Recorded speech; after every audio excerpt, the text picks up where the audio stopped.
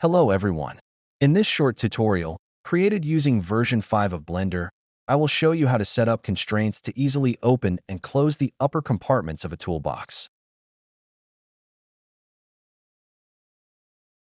In this particular model, in fact, each upper compartment of the toolbox has two connecting brackets, so we need to find a way to rotate both of them and, above all, make the compartment follow an arcing movement while remaining horizontal during the motion.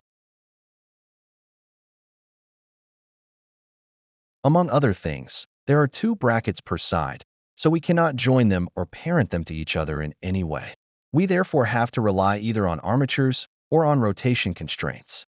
In this tutorial, we will examine the second solution.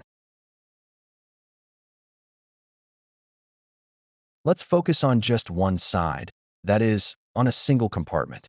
The work on the other compartment will be perfectly symmetrical. We want to move the compartment by rotating just one bracket, whose origin is already correctly positioned where the pin attached to the main toolbox is located.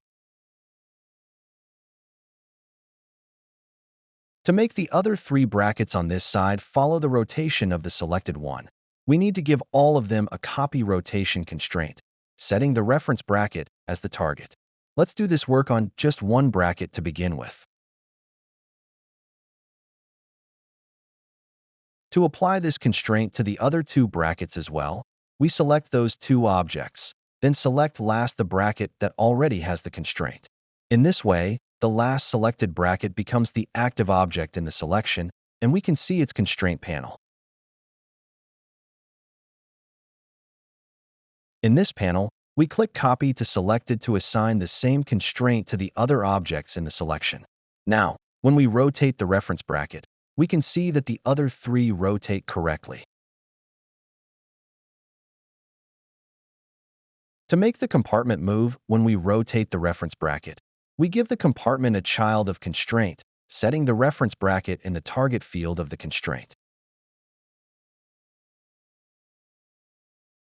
Rotating the bracket now, we notice that the compartment rotates with it.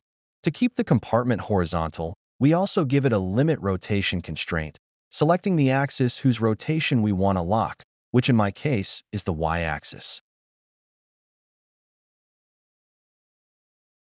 This is much better, but we are still not there yet, because the compartment does not stay at the correct distance from the brackets while it is being moved. To solve this problem, we need to set the origin of the compartment where the pin is located that connects the compartment to the reference bracket. To perform this operation, first I select the geometry at that point and choose the option cursor to select it from the menu I open using the shortcut Shift-S. Then, with the compartment selected in object mode, I right-click and choose Set Origin to 3D Cursor.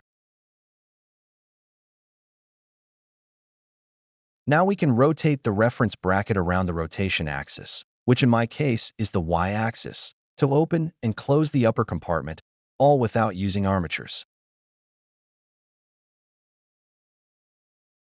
Alright, that's everything for this video as well.